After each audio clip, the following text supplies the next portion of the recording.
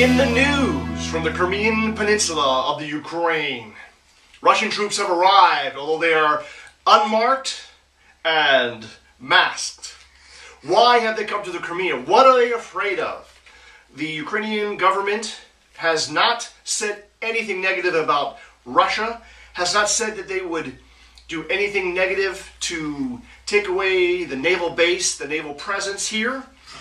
Unknown why Putin is so scared. If he really cared about the Ukrainian people, or his people in fact, why doesn't Russia simply join the European Union? Are the Russians not considering themselves to be white European Christians? I'm just asking. Or perhaps the Russians believe that they are white Asiatic mongrels. I'm not sure.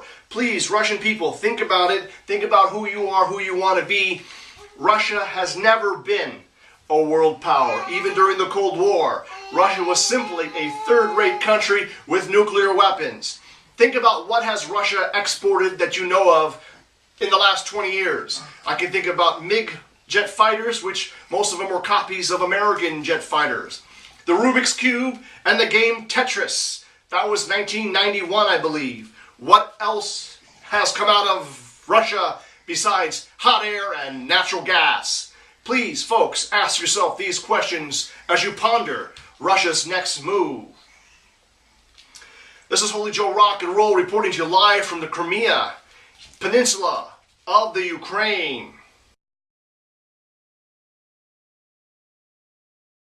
Oh, the Ukraine has said that they require a bailout. They require financial assistance from the United States and or the EU and or the IMF.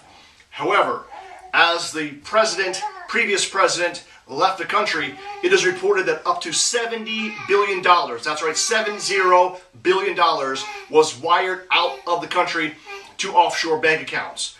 Please, folks, let's find that money, bring it back to Ukraine.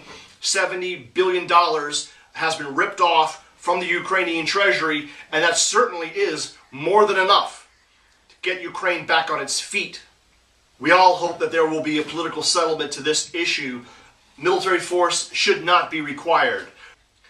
Clearly, Putin's move is an overreaction. There has been no major outcry or movement to harm people who are Russian-speaking or ethnically Russian. While it is true that Stalin unilaterally gave the Crimean Peninsula to the Ukraine when Ukraine was part and parcel of the USSR or Soviet Union, that is true. However, if we look at the true history of Eastern Ukraine and the Crimean Peninsula, we know that Stalin's policies were to drive out the local people, the native people, the Tatars, and the Ukrainian Christians, to deport them, to starve them, to send them to the gulags so that he could replace these people with ethnic Russians in his attempt to destabilize the country or Russianize the country. He did this in the Baltic states too, of Lithuania, Latvia, and Estonia. We know this was the policy of Stalin.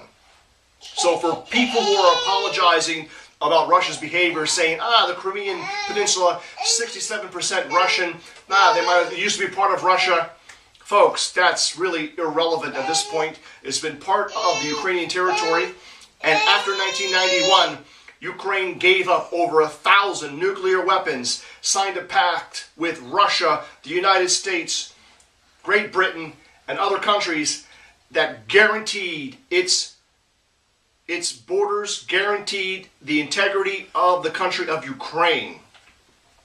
We need to respect that guarantee. We need to respect the Ukrainian territorial boundaries, and we need to stand up to this Russian aggression. Again, I ask Putin, what are you afraid of? Look at a case of Poland, where in 1991, when the wall fell down, the per capita GDP of Ukraine was actually higher than the per capita GDP of Poland. Now, fast forward, 15 years? Poland's per capita GDP is more than 4 times that of the Ukraine. Obviously, joining the European Union, becoming westernized, integrated into the European Union has been excellent and well for Poland, worked well for the Polish people. Why not extend that to the Ukraine? Obviously, during the same period, Ukraine has gone down under Russian supervision, under Russian tutelage, under Russian control, let's say. I know that some Russian people believe that the word Ukraine means on the side, and that Ukraine is like a side chick or a mistress to Russia. However, I do beg to ask, the Ukrainian people believe themselves to be different, speak a different language, different from the Russian people. Why not respect that? You did sign a treaty guaranteeing the integrity of the Ukrainian borders.